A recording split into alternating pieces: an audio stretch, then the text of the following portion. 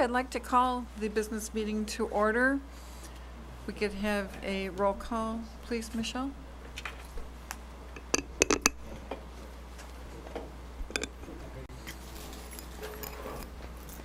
Miller, Present.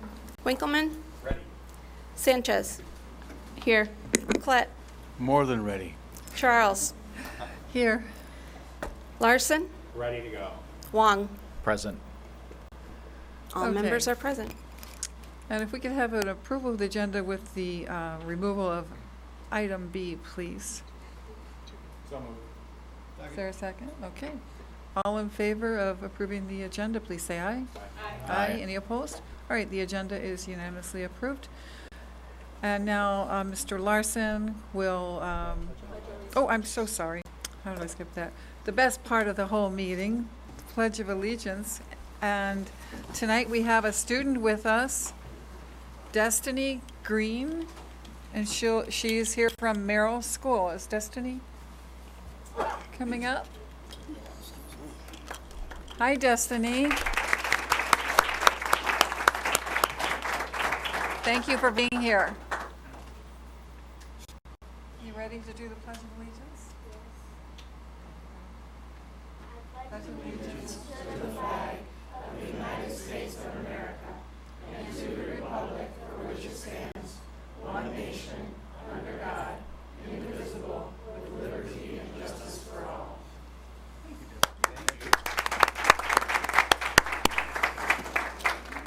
Thank you, Destiny, and thank you to your parents who brought you here tonight. We appreciate it. It was nice to have you. Okay, now we will have Mr. Larson do our reading of vision and explanation, a little tutorial for us on the screen there of how to find our board norms, our protocols, and our goals on board docs. Okay, good evening, everyone. The Board of Education recently changed our vision statement to preparing and inspiring every student to succeed in life and contribute to an ever-changing world. In addition, the board created norms that we would use as we govern and to help guide our relationship with administration, and as well as goals that the board would try to accomplish every year and would evaluate themselves on. You can find the norms and the goals if you go to the SCB homepage. Excuse me, Mr. Larson. Oh, there we go. It wasn't showing up. Okay. I just want to let you know. Okay, thank you. Click on our district, Board of Education,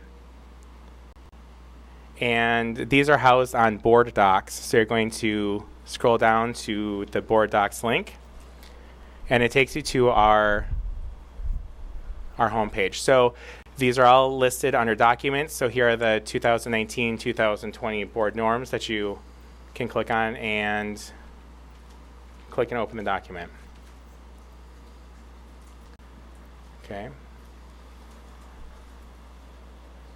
So that's how you find the norms for review if you are needing some late night reading. And, oops, let's go back.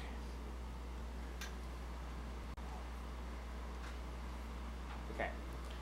And then on the tab on the left, you can click on the board goals.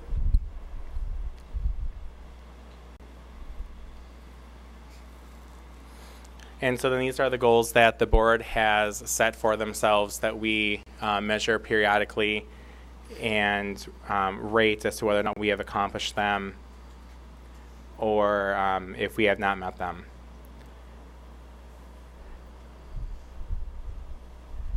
Then also one more piece, if you are maybe interested, is right underneath here is also the board calendar and monthly reports. So this tells you when the board would be expected to take up certain topics that we are legally mandated to act on, or presentation that we are supposed to hear. So that's just a quick tutorial on where to find those important documents that the board will often reference and evaluate themselves on. Okay, thank you so much for that presentation. We appreciate it. All right. The next item on the agenda is recognition of businesses and organizations who donated school supplies. And Ms. Christopa, our Chief of Communications, is here to present. Thank you. Thank you and good evening. Again, it's a great part of my job to be able to share with you all those individuals who donate and work collaboratively with our school district. So as a district, we are grateful and appreciative for all the donations that we receive from businesses and community partners.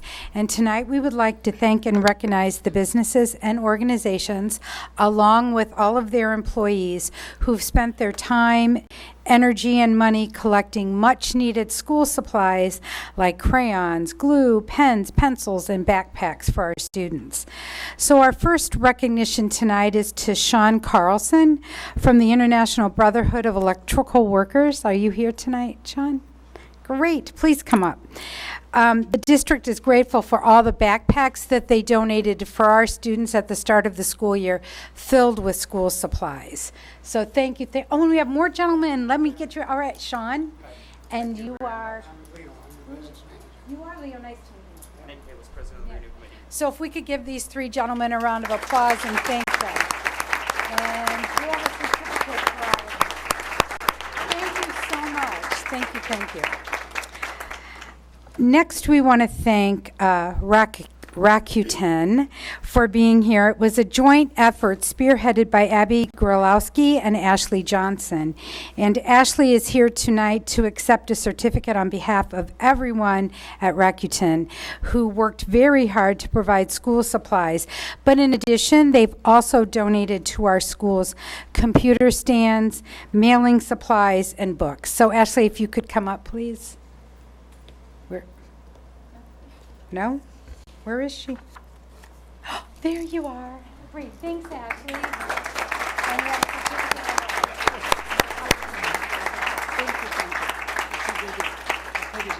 So one of the district's successful partnerships is in transporting our students to and from school, Durham School Services. Durham also donates many school supplies and other items. And Jessica McCoy, who is the director of Durham, is here tonight to accept on behalf of their organization. So Jessica, if you could please come up here, we'd like to thank and look how you're dressed. Awesome. You're not Jessica. And who are you?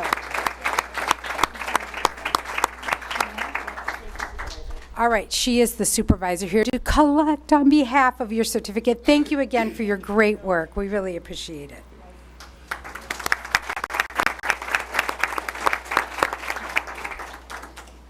All right, so we also want to recognize Amy Seuss from Taylor Company and Heather Haynes from Midstate Concrete, who graciously donated many school supplies. So if you could come forward.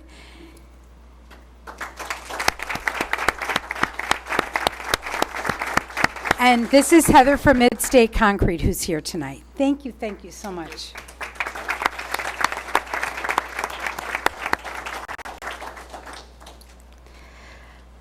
The Wisconsin Association of School Boards has a business honor roll. The honor roll's purpose is to recognize local business partners who support their schools by providing resources or additional learning opportunities for our students and staff. This year, we had several local business partners that were nominated by two of our employees. Rochelle Elliott, Director of Early Literacy, and Mitch Briesmeister, Director of Career and Technical Education, had made nominations, and I'd like to ask them to come forward and talk about the individuals who you nominated and are being honored this evening. All right, I'm going to let you. Good evening. The first business I nominated was Wild Sky Books. Is Dallas here? Did he come at all?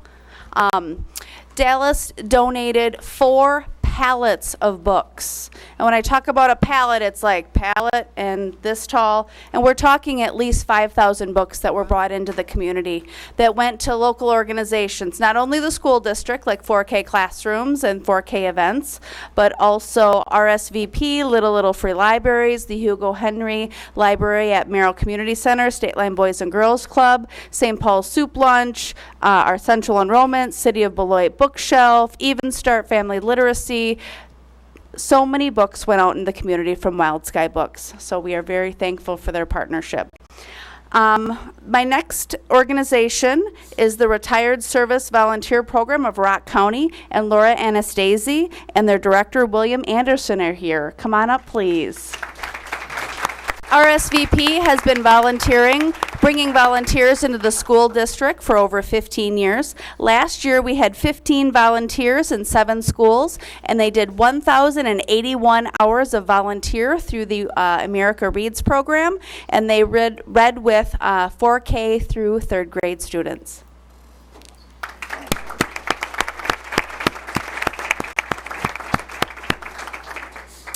Next, I would like to call Brandy Herford and Carrie Oscar up. Brandy is the principal of Merrill Elementary, and Carrie is her assistant principal. And we nominated Fairbanks Morse. So that's Corey Hansen, Brad Warden, and Titus Jackson. So come on up as well. And they have their HR director, Tasha Schwartz, is going to quick take a photo. And I'm going to let Brandy let you know all of the really great things that Fairbanks Morse has done at Merrill. Thank you. So Fairbanks Morris has been committed to Merrill. Not just, they do it every week. They come in for lunch and recess 2 times a week, and they interact with our students, play games with them, build relationships. They've also provided in the past turkey donations and food pantry donations. Also gift bags for the holidays, and also money to provide polos for students during the whole uniform transformation. They are also giving money out to Hackett to start with their food pantry as well. All right, so we appreciate their commitment. A lot of times you get people that just donate once or do something, and we see these 3 out here smiling every day, ready to go 2 times a week, and the kids love to see them. So we really appreciate their commitment. Thank you.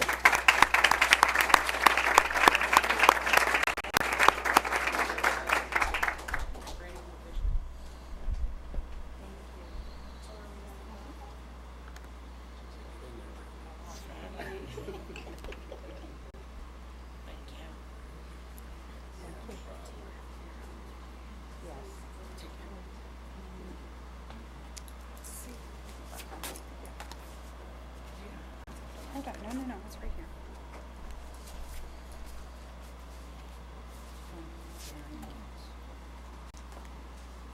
Mitch, I'll ask you to come forward.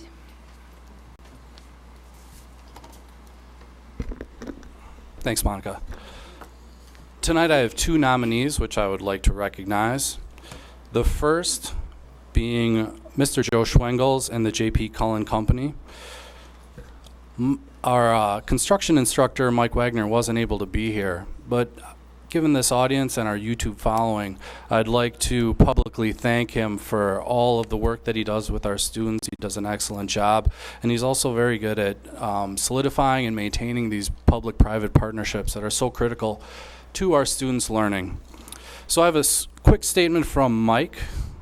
J.P. Cullen has sponsored our masonry unit the past 5 years. They've supplied us with block, mortar, bricks, trowels, mason hammers, joining tools, and curriculum.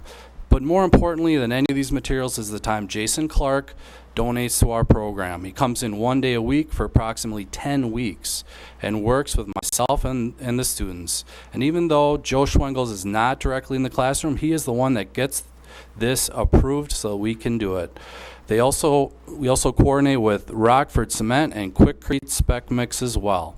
So, Mr. Joe Schwengels, please stand and be recognized for your great contributions to our construction program. Thank you.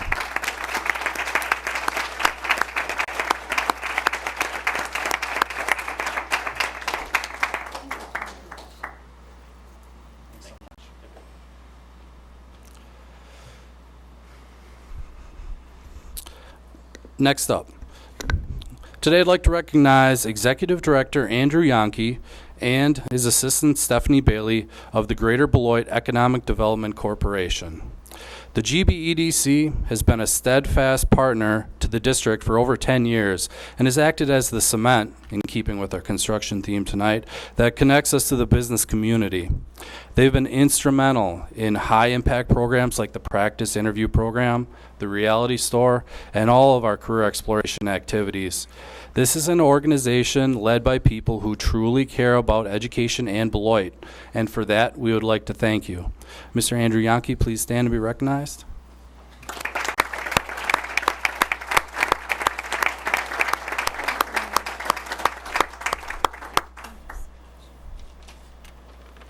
Thank you, everyone.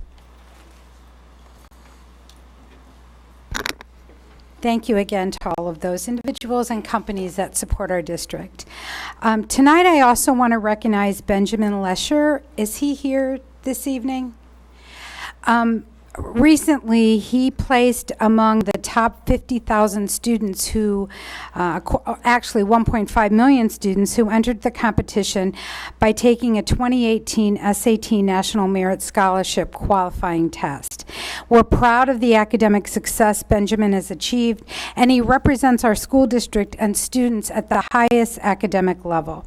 His future plans include college, and he plans to major in engineering or actuarial science.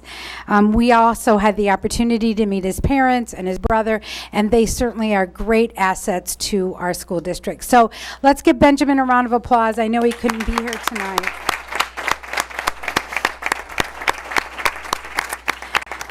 And last but not least, we want to thank John Winkleman. He has served our district and his board work for more than 20 years.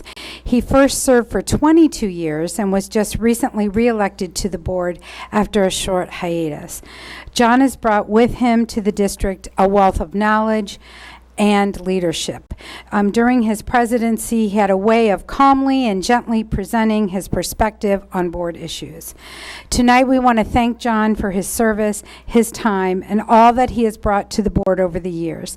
John, we wish you well, and know that the legacy you're leaving behind will not be forgotten and will always be appreciated by all of us here. Thank you so much.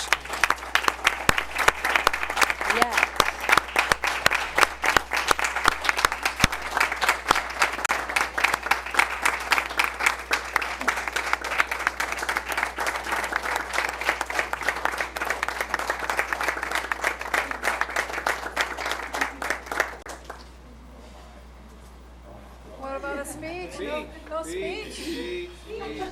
At the podium. You know me, short speeches are important. This has been an honor. It's been a privilege. The young people, well, even the old people in the audience, you can do this, folks. You can get involved and make a difference. I hope I've made a difference. I know that I have learned a tremendous amount, and I've had the privilege to work with so many board members and so many community members that care deeply about Beloit and about the students and about the school district of Beloit. And if we keep that in mind, you guys all know that, if we keep that in mind, we will do well. And we have a great team, we have a great board, we have a new board member, and we have great people in support or in charge. Because as a board member, I know that I'm a citizen, I'm not an expert in education. We have many experts here, and we acknowledge them and know that they are critical to the success of the district. And I have to say thank you to Michelle. Michelle's the longest serving person. We've been around together. And you know, as board president and as a board member, there's many times when Michelle would be like, but don't forget this. Or, oh, we got that. So all good stuff, and has really helped to keep us running smoothly. So thank you, Michelle, to that. It's been a wonderful partnership. So thank you, everybody. I appreciate it. Please run for the board when you get a chance.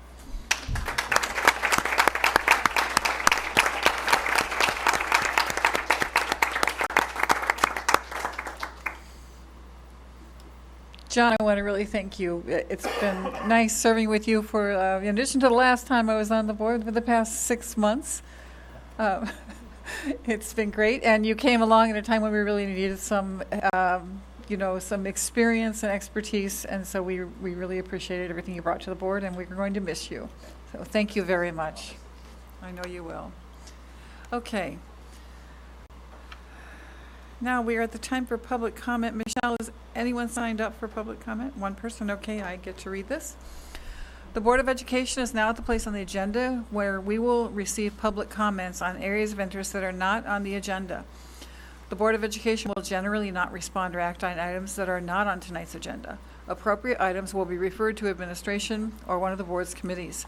While the board and district welcome public comments, we as a board also must ask that you exercise care in your comments that relate specifically to district employees, students, or other persons connected with the school system.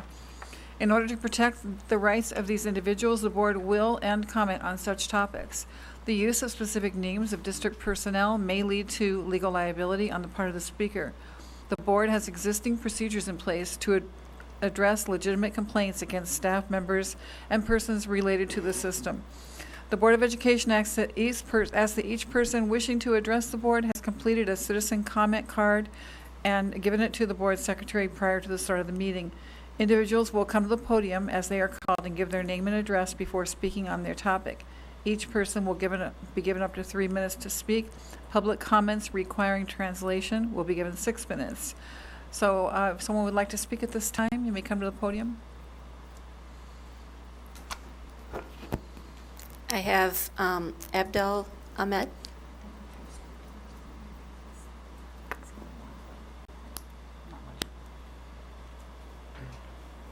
Welcome. Hi, how are you guys? Great, thank you. I want to start off. My name is Abdel Mahdi Hamid, and my address is 215 Portland Avenue. First of all, I would like to thank all of you guys for taking your time and coming to this board meeting, paying attention to all the things that's going on, and I would like to thank the board for allowing me to speak.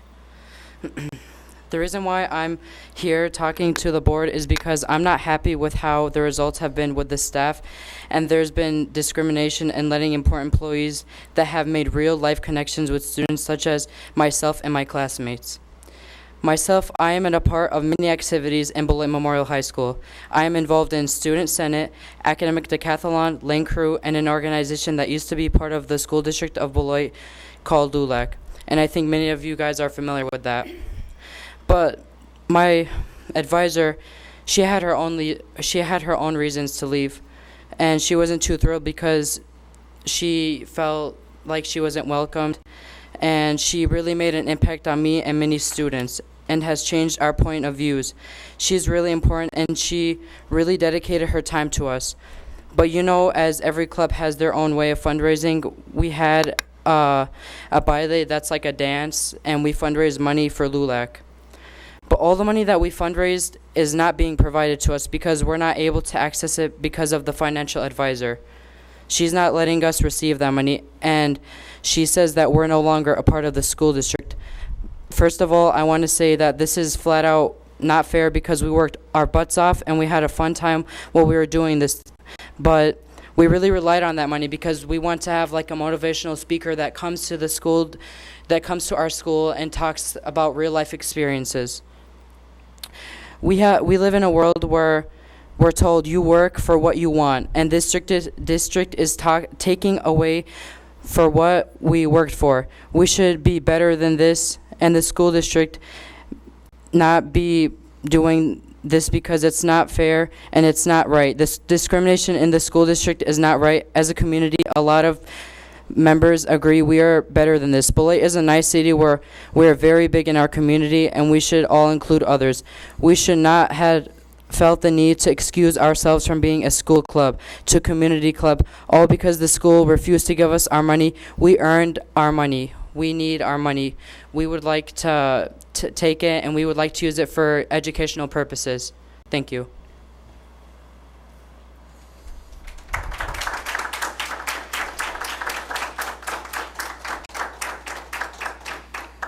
Thank you for your comments, and I know that our administration is listening, and if they will be happy to work with you on that and talk with you.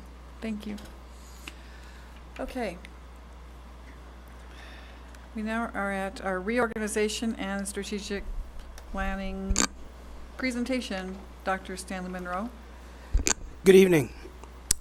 The purpose of this presentation is to begin the conversation of engaging the Beloit School District community stakeholders in the development of recommendations for consideration by the school board to increase student achievement by 1, school grade level reconfiguration, 2, the creation of a magnet school, and 3, the development of a strategic plan from 2020 through 2025. Next slide, please. So our vision statement, preparing and inspiring every student to succeed in life and contribute to an ever-changing world. Well, what does this mean? We will hold steadfast to ensure a culture of learning based on 5 guiding principles to increase student achievement: high expectations, quality instructional practices, a viable curriculum, engagement of the learner, no excuses, a commitment to the 4 C's of the 21st century: critical thinking, creativity, collaboration, and communication. So this is further evidenced by the Beloit Memorial High School career academies: soft skills, life skill, career exploration, automotive, construction, manufacturing, engineering, sciences, business, communication, health, and educational services. So our why, our students, preparing students for the 4th Industrial Revolution, artificial intelligence, and automation. So what do we want for our students in the school district of Beloit? What hopes, aspirations, and dreams does our community have for our children? What skills and habits of mind do our children need in order to be successful in this rapidly changing and complex world? We have to prepare our students for jobs that don't exist yet. Google's top futurist Thomas Frey predicts by the year 2030, 2 billion jobs will disappear, being replaced by jobs not yet created. So education needs to change. We will need to re-envision the curriculum given the fact that 400,000 industrial robots were built worldwide, coupled with artificial intelligence. Recently, the headline in a CNN article read, "The robots are coming for your job too." Additionally, there is a shortage of skilled trade workers. 70% of construction companies nationwide are having trouble finding qualified workers, according to the Association of General Contractors of America. 30 million jobs that pay $55,000 per year are in skilled trades. In order to effectively answer our why, we have to include the Beloit community, the school board, educators, the business community, and parents. So our high-level leverage instructional focus. Based on our analysis and disaggregation of data and observations, our focus for the 2019-2020 school year will be 1, data meetings and data-driven instruction, strengthening PLCs to improve collaboration, planning, and delivery of instruction, the development of lesson planning, lesson plans, and practicing portions of the lesson plan in front of their peers, also known as teachbacks. Training our principals on a robust cycle of observation and feedback to support our teachers and ultimately our students. Our revitalization task force purpose.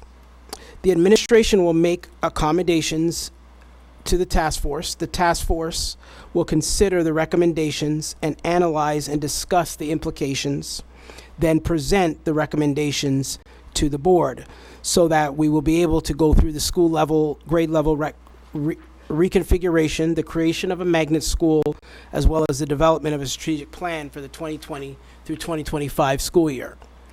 So the proposed reconfiguration, what will that look like? So the process starts with the reconfiguration of our schools. Currently, we're at a competitive disadvantage. When we look at our learning environment, social emotional development. For example, we will be dividing our 4th through 6th grade population 9 different ways as opposed to 4. So it'll be smaller, more intimate, and more attention can be paid to our students. Academic development, the ability to provide remediation and acceleration for our students. Vertical and horizontal alignment of the curriculum. 3rd grade state assessment scores are our highest, and then they decline thereafter under our current model. We'll have 1 junior high school, expanded course options, high school credit for some 8th grade courses, which will lead into high school academies. Highly skilled teachers will be teaching an area of expertise. This will allow us to attract and retain teachers due to rigorous course offerings. We'll further communicate our commitment to our academies in the high school. Students will arrive at Beloit Memorial High School ready to embrace the rigors of the coursework and the load that they will experience at the high school level.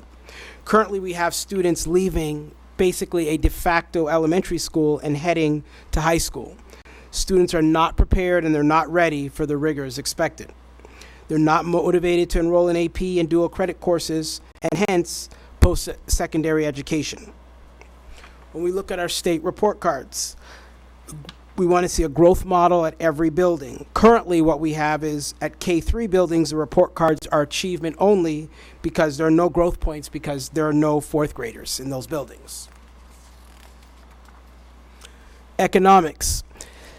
Our current model puts our city and business community at economic disadvantage because of the shortage of skilled workers to draw from and families that are not coming in. Therefore, there's less investment in the local economy. The status quo, therefore, is not acceptable anymore.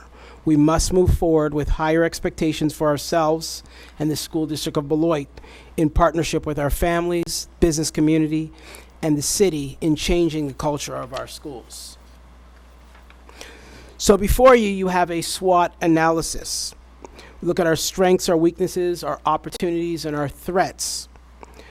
So when we look at relationships and community building, the importance of relationships and learning, family connections and communications, strong foundation of learning, carefully designed buddy programs between different grade levels that have positive effects on both the younger and our older students.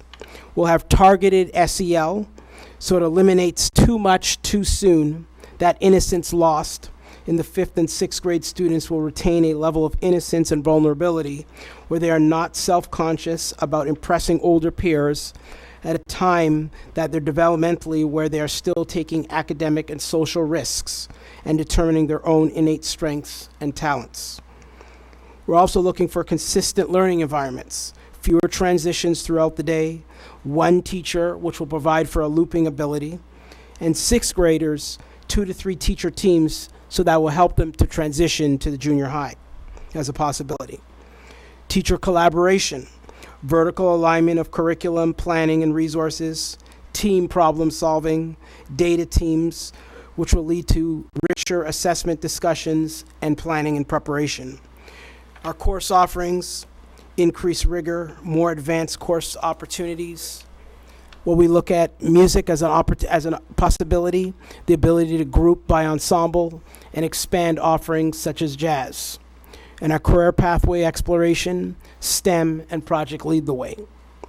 When we look at our staffing, we can have staff who specialize in content grade level, which will make it more attractive for teacher candidates. We can also have PLC that will be vertical and horizontal teaming and collaboration. Efficient staffing, which will lead to more sections and scheduling options and more flexibility, fewer preps for teachers, and greater stability and retention, which will make us more competitive and attracting the best teachers. When we look at a PEST analysis, where we look at the political, economic, social, and technological, we're looking at political factors which will be the changes to the boundary lines and school zones. So as you look at that analysis, one of the biggest pieces would be our changes to boundary lines and school zones. That would be one of the ones that would probably be our biggest political front. A critical social factor will be the collaboration and communication of the plans that are agreed to as we work in collaboration with our various stakeholder groups. Now, one of the things that we're looking at possibly doing as we work with our stakeholder groups is a magnet school for the arts. So magnet schools provide choices for families and students whose neighborhood school may not serve a student's interests, talents, and aptitudes. They offer specialized curriculum, they attract students from varied backgrounds, creating diversity within learning communities and providing opportunities for beneficial education outcomes. What does the research show? A significant increase in arts education experience, positive impacts on students' academic, social, and emotional outcomes, a reduction in behavior referrals, improvement of 13% of a standard deviation in standardized writing scores, increase in engagement, college aspirations, and their inclinations to draw upon work of art as a means of empathizing with others. So taking a closer look at arts integration. Working in the arts helps learners to develop creative problem-solving skills. Teaching through the arts can present difficult concepts visually, making them more easy to understand. Arts experiences boost critical thinking, teaching students to take the time to be more careful and thorough in how they observe the world. A report by the Americans for the Arts states that young people who participate regularly in the arts, approximately 3 hours a day each week, are 4 times more likely to be recognized for academic achievement, to participate in a math and science fair, or to win an award for writing an essay or poem than children who do not participate in the arts. A study of Missouri public schools in 2010 found that greater arts education led to fewer disciplinary infractions and higher attendance, graduation rates, and test scores. So taking a closer look at the benefits of music education, I just want to point out some key statistics. A study of 7,500 university students revealed that music majors scored the highest reading scores among all majors, including education, English, biology, chemistry, and math. Third graders who participate in high-quality music programs score higher on reading and spelling tests. Music enhances the process of learning, the systems they nourish, which include our integrated sensory, attention, cognitive, emotional, and motor capacities, which are shown to be driving forces behind all other learning. Arts education aids students in skills needed in the workplace: flexibility, the ability to solve problems and communicate, the ability to learn new skills, to be creative and innovative, and to strive for excellence. And this was by the Xerox Communication Corporation. In fact, the creation of an elementary performing and visual arts magnet school will enhance a student's ability to pursue and succeed in careers such as medicine, engineering, biochemistry, and computer science. And these are just some references that back up the studies. I want to draw your attention to the 8 mathematical practices and their link with music and education. So the purpose of this slide, what I wanted to look at is number 1, perseverance, and number 6, precision. So if you're not persevering, you're not going to succeed. Emphasizes the importance of being precise with mathematical calculations to ensure correct solutions. Think of the ramifications of building a tunnel or a bridge and the amount of steel and concrete that is needed. When building the channel between UK and France at such great distances apart, the calculations had to be precise so that the tunnels could align. Dance routines and musical compositions will not look and sound correct if one does not attend to precision, which involves perfect practice. So I wanted to break down what an instrumental performance track would look like. So displayed is a rough draft of a music pathway that outlines what students would take at each level of school, which will serve to bolster our music program and allow for a smooth transition to our world-class music program at the high school. So you can see there the different levels going from elementary to middle school and then on to high school. The next slide would show what our current mathematics courses look like. Displayed here is a sample of a current mathematics pathway. Notice that the highest math is in the 4-8 model is Algebra 1. On the next slide, a proposed mathematics pathway for our junior high shows that students will have the opportunity to take Algebra 1, Algebra 2, and Geometry. So basically high school courses in middle school. And then we'll also have the summer school bridge courses will also be available to accelerate the coursework as well. So when we look a little bit deeper, when we look at the current configuration versus the proposed configuration, you can see that students will have that opportunity for high school credit and maximize their abilities. We'll also have stronger PLCs due to the standalone math, science, ELA, social science departments, expanded course offerings, career pathway exploration, and targeted social and emotional learning. more support, APs, counselors, wraparound support in that junior high.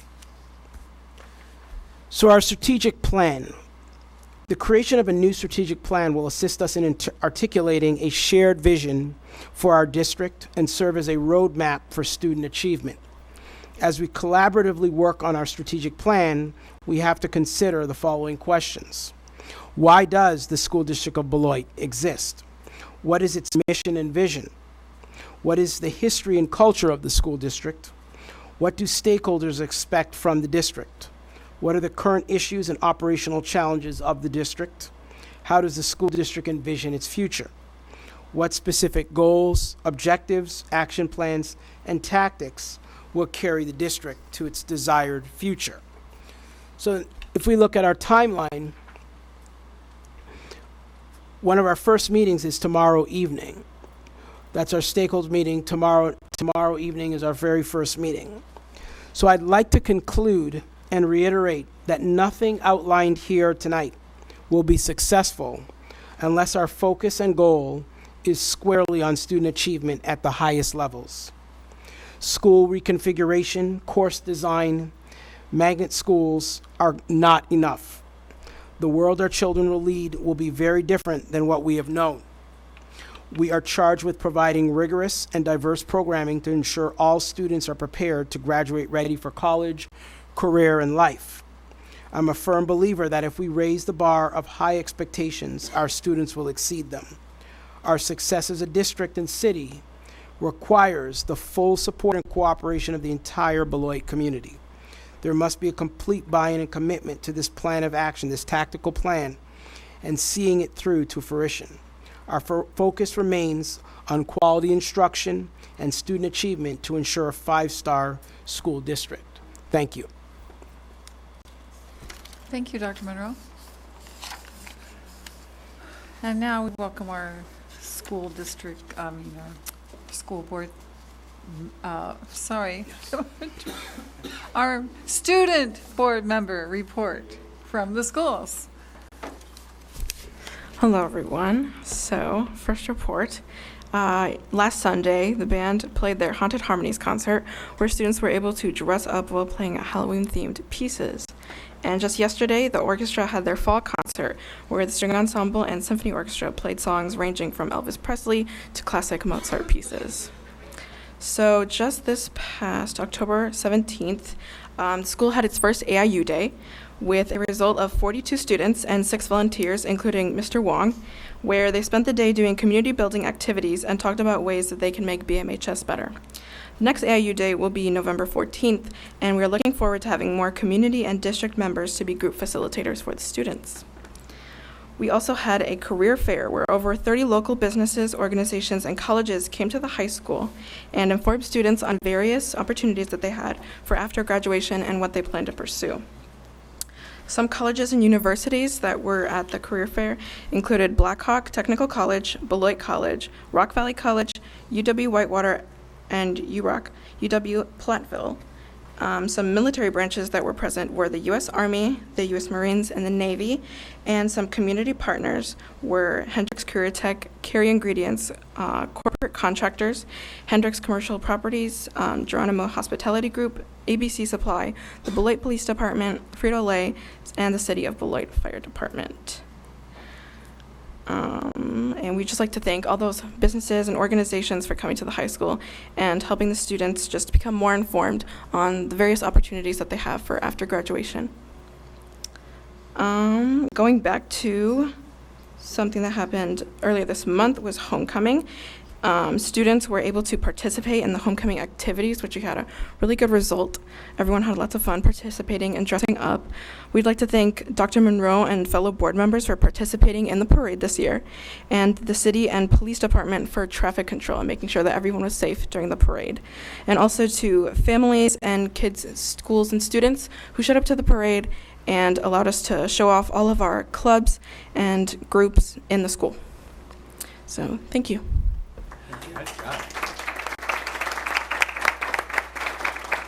Thank you, Cassandra. Do you have any just off-the-cuff things that you'd like to share with us from the school, like from the students? If not, that's fine. Okay. Thank you. All right. Now we are at our Planning and Budget Committee report, and Mr. Wong is the chair of that committee, and he can give us an update not only on what went on at his first meeting, but what also sort of an update about the committee and what its role is and who's serving and the days you meet and so forth. Our committee had our first meeting on Tuesday, October 15th at 5:15. I would like to thank Board Member Larson for bringing this committee structure to our board. I think that it's going to be, after the first meeting, and I think once we get our feet a lot more wet, we'll have, it's going to create a lot more streamlined approach to not just the planning, but the oversight as well. Our committee consists of board members Miller and board member Sanchez. We met, the initial meeting that we had a very short meeting. We discussed the equity and SEL programming, which will be presented a little later in this meeting tonight. And then we also had an update on the reorganization and the strategic plan, which was just presented. The bulk of our meeting, or the last part of the meeting, was just the outlining discussion of how we plan on not just our committee collaborating together and having our group discussion, but probably more importantly how we get to that and how this is driven up towards this meeting here, so that the board as a whole is not doing committee work in board meetings, that we are getting the information, evaluating it properly, and then presenting it to the whole board for either consent or approval. Our next meeting will be Tuesday, November 5th. And we will be meeting the first Tuesday of every month at 5:15. That ends the discussion. All right, thank you. And now Mr. Larson is going to be talking about Oversight and Fiscal Committee, which I don't believe has met yet, but if you could give us a little overview, please. The Oversight and Fiscal Committee has not met yet. Our first meeting will be on November 5th. So our plan is to also meet the first Tuesday of the month. It'll be at room 106 and at 6:15 in the old COLAC building. And our committee will consist of myself and board members Collette and Jacobs. All right, thank you very much. And last is our Governance Committee, which I chair, and the committee members are the chairs of the other committees and the board president. And so that is me, Mr. Wong, and Mr. Larson. And we had our first meeting the other day. And we will be meeting the second Tuesday of every month at 4:30, I believe we said. Yeah, 4:30.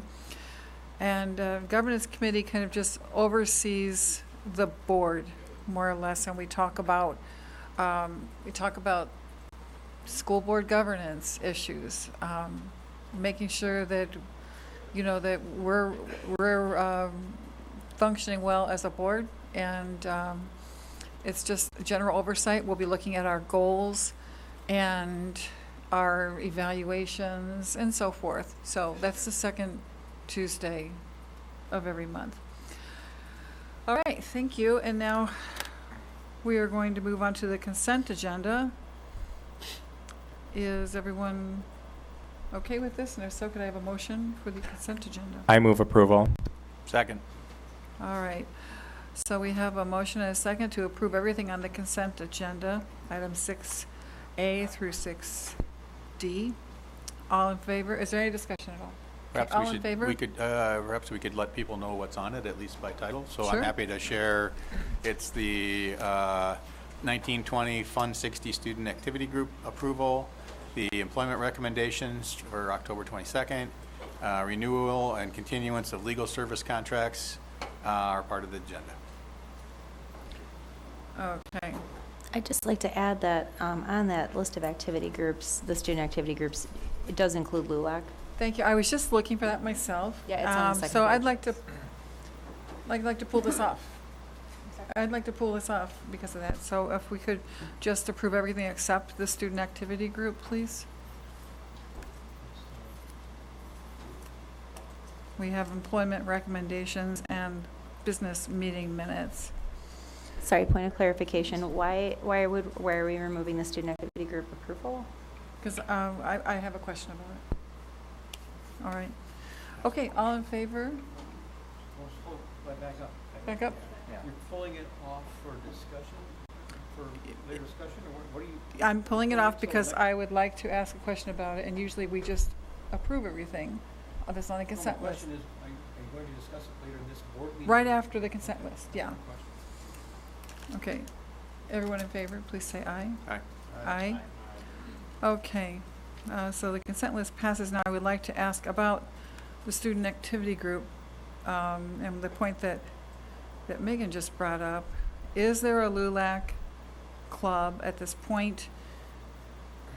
Is there not? It comes from Joanne. I'm a bit confused at this point because of our comments earlier.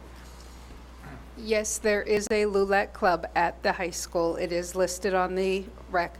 There was confusion, I think, amongst the students that were in LULAC last year. When the previous advisor left the district, they wanted to take their funds directly out of the account, have the district write them a check for everything they earned.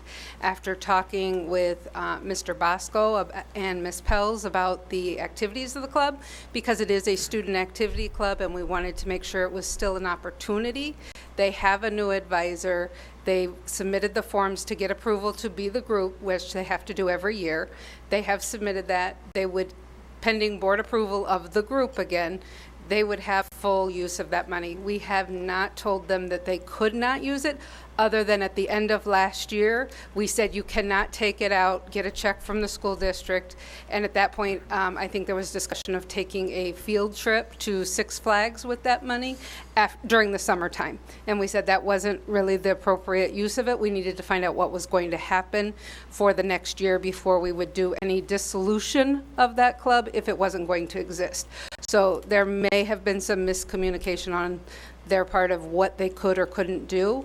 It was being held, and they were told they could not have that during the summertime while we established what was happening during that transition.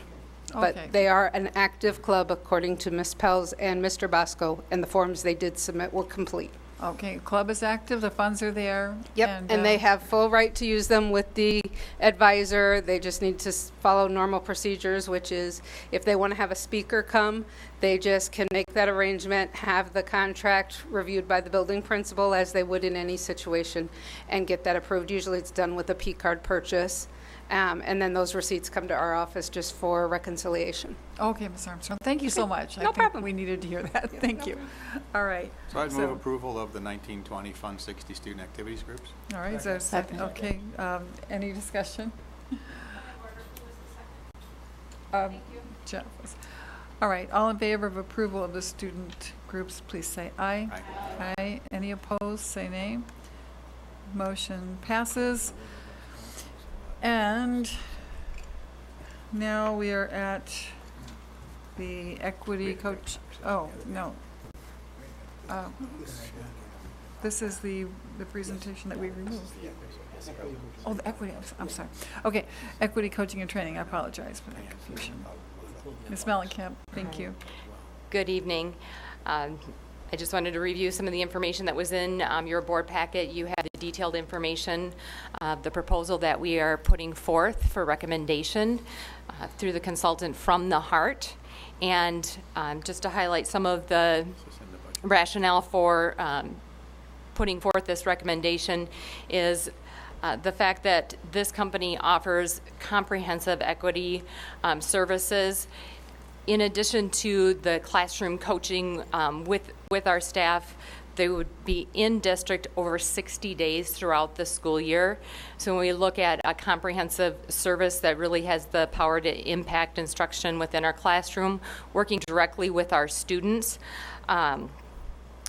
they also will be performing an equity audit, looking at our policies, our practices, our procedures, looking at our instructional resources, and just really doing a thorough support of the district in our equity efforts, and not only just teaching practices, but working with stakeholders within the community, families, businesses as well.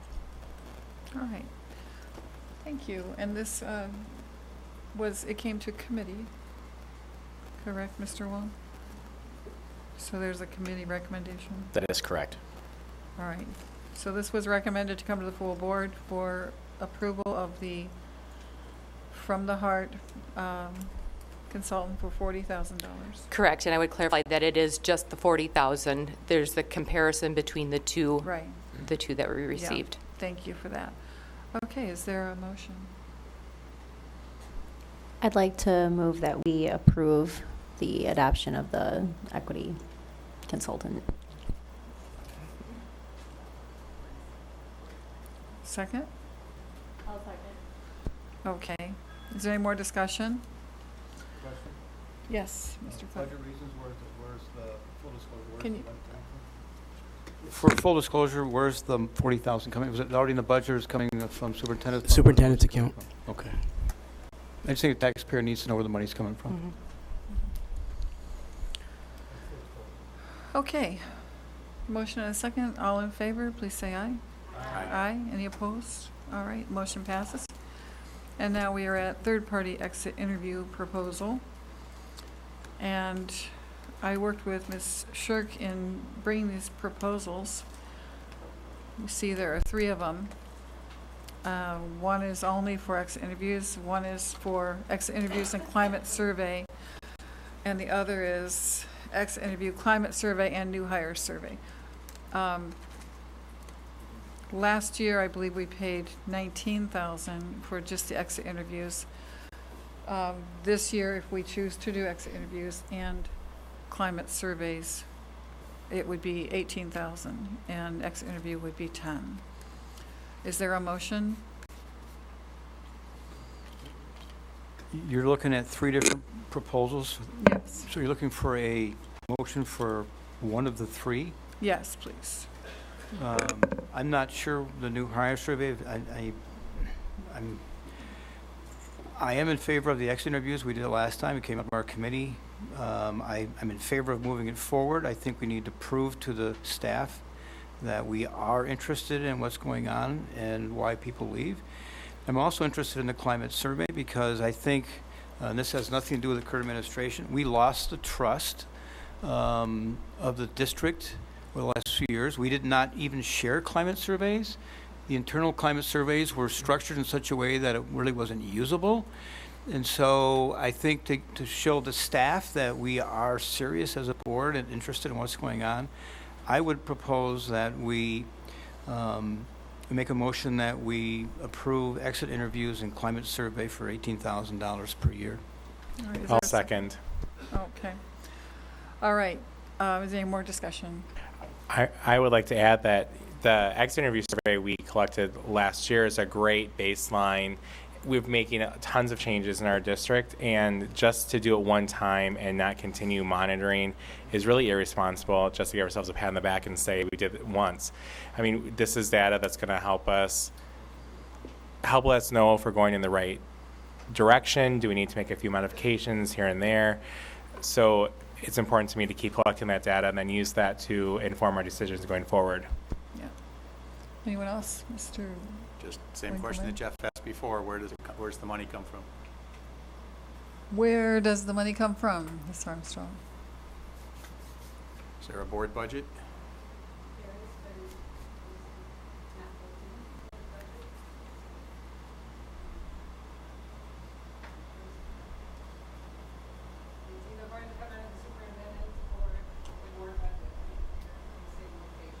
Okay. All right, any more discussion? All in favor of the motion to approve exit interviews and climate survey, please say aye. Aye. Aye. Any opposed? Say nay. All right, so unanimously, we will be approving the contract with Ms. Shirk for exit interviews and climate surveys for 2 years. Okay, and now we are at review of organizational chart, and Ms. Mullenkamp is going to be presenting that? Or are you? Okay.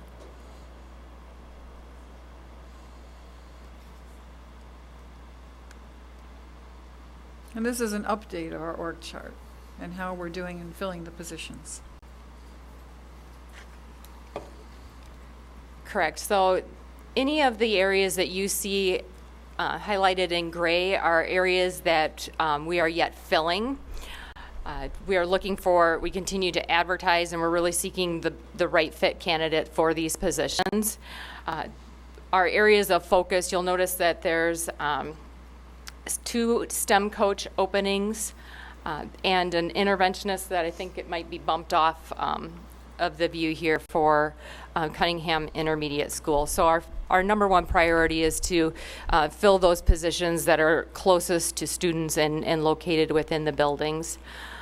So we are conducting interviews yet this week, tomorrow in fact, for some of the STEM coaches to be able to fill those roles. We continue to seek for the instructional leadership coordinators, and I'm prepared to hold out for the right candidate rather than just fill the role.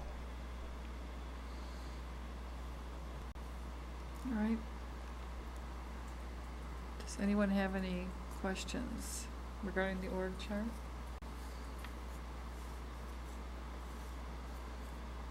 Okay. Thank you for that update. We appreciate it. You're welcome. Okay. Future board meeting dates. We gave earlier our committee meeting dates. The next regular board meeting will be November 12th. And that will be at 5 p.m. with the governance committee meeting right before that at 4:30. Is there a motion to adjourn? I have a request to make on behalf of the board. Traditionally, the board members, oops, don't spill their pop on the table. We have a chance to pay tribute to a departing board member. I'm assuming that John's not coming to the next board meeting since he's recognized tonight, so I would indulge on the board that I'd be allowed to say a few words about John, and if others want to, I think they should have the right to do that. Sure. If I can indulge on the board. Go back to that. So I'd like. Absolutely. I vote no. No, you can't. I knew you'd say that, but you're that kind of guy. So first, I want to dispel the rumor that John got married so he didn't have to work with me on the school board. That is not true. But I would like to say a little bit about John, because I go back to 2005 when I was elected, and people in town like to paint you in a corner. And they said that you and John will not work together. You're oil and water. He's a college guy. You're a business guy. And I became a new board member. You don't know much. And I marched in, and one of the first conversations I had, I was really passionate about something. And John asked me this question, and I kind of got on him. And he just, yeah. So he just sat there like he always does. He smiled. He said, Jeff, I'm just trying to learn more about what you're talking about. It's not my area of expertise. And it's like, Jeff, you're an ass. But it made me a better board member, because I realized here was a guy that I let people paint the picture that was completely false. And I found John to be one of the best people I've ever worked with. He's thoughtful. He thinks things through. He's fiscally conservative. He knows more about public finance than anybody I've ever met in my life. I'm going to miss you. It's been a pleasure to work with you. Thank you. Anybody else? Megan? I'd also like the opportunity to swear on public access. I'm just kidding. I just want to thank John. You've been, sorry, you've been like just an amazing mentor, and I'm just so pleased to have had this just, while short, opportunity to sit on a board with you, and I look forward to continued mentorship, so don't change your number. And I just truly, you've just made this very powerful and meaningful to me personally, and I just think you've added so much to this board in just a short amount of time that I've experienced it, and of course your legacy over the years, so thank you very much. Anyone else? Thank you, John. I would add to that as well. Since I've been on the board a short time, I've kind of viewed John as, I've never said it publicly, but kind of like the grandpa of the board. But it's okay. But I as well. Your finance background is, in me being in the financial area, it's refreshing. Just your demeanor, your calmness it's something that I've learned a lot in the short period of time I've been able to work with you, and thank you very much. Well, one more round of applause for John. All right.